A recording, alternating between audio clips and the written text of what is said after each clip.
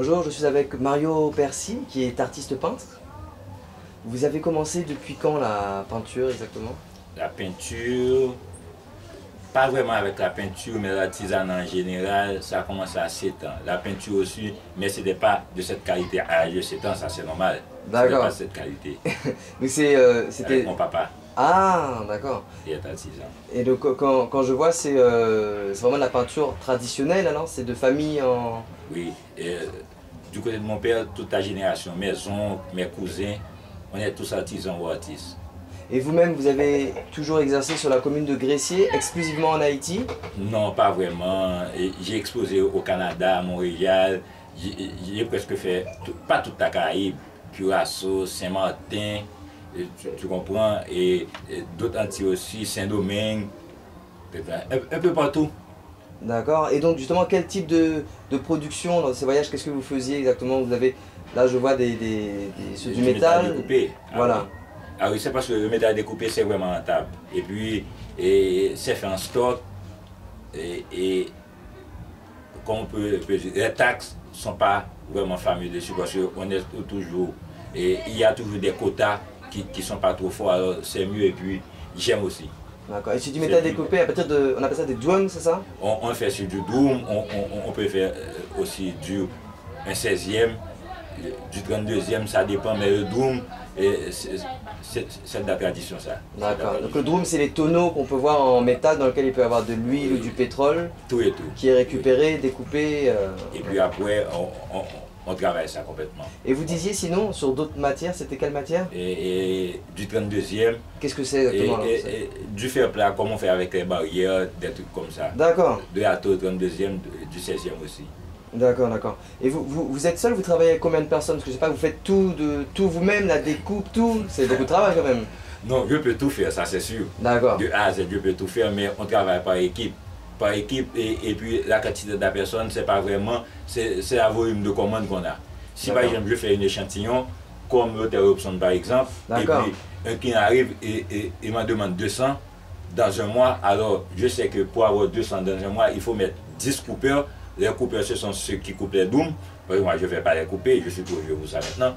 10 coupeurs, et puis quand on va faire en peinture, j'appelle des copains à moi qui font le même métier que moi, parce qu'on fait aussi à quoi des bouquets, et pour tout encore aussi, je suis pas seul dedans. Alors on met 10-15 artistes dessus, et puis on fait une équipe, et puis après, l'argent, ça se divise. Exactement. Ça c'est sûr. Exactement, ça se partage. Oui. Oui. Alors là justement, c'est pas fini, parce qu'on voit derrière différentes pièces qui sont finies. Oui. Là, c'est qu'est-ce que c'est exactement? Ça, c'est un gingerbread d'hôtel Robson. Ça, c'est une tradition, c'est un patrimoine. Et ils sont en voie de disparition. C'est un hôtel, ça? C'est un immeuble? Oui, alors, ça? Non, c'est un hôtel. Maintenant, c'est un hôtel. D'accord. Il y a toute une histoire dessus. Et puis, il y a un client qui m'en a commandé 3. Alors, je suis en train de les préparer. Il y a ça. Il y a 2 autres aussi qui sont là. Peut-être qui n'est pas dans la caméra. Mais je suis en train de finir, mais c'est pas fini. D'accord. Et c'est un hôtel, c'est un style colonial, c'est ça? Oui, oui, ce sont des gingerbread et ils sont faits exclusivement en bois. D'accord. En bois. Alors, comme ils sont en voie de disparition, le gouvernement Materi a mis un veto dessus avec l'ISPAN, qui est une organisation qui est supposée de réparer tout, je crois. D'accord. Il y a des millions qui sont dessus pour faire de la réparation. Conserver. Pour conserver. Alors, justement, je vois il y a différentes créations. Vous faites du métal découpé. Là, derrière, il y a de la peinture aussi.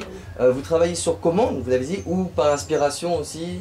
On travaille sur commande et par inspiration. Mais nous, les commandes, c'est comme si nous les fabriquons. Par exemple, je fais ce papillon-là et puis un client arrive. Il m'en demande 10, 15, 20, c'est comme ça. Nous, on essaie de créer tout le temps. On crée tout le temps et puis le client, quand il arrive, il choisit et puis il vous dit 10, 15, 20 et puis quand ça commence à se vendre, il vous... Bon, c'est du volume, mais c'est comme ça. Qui sont vos clients d'ailleurs?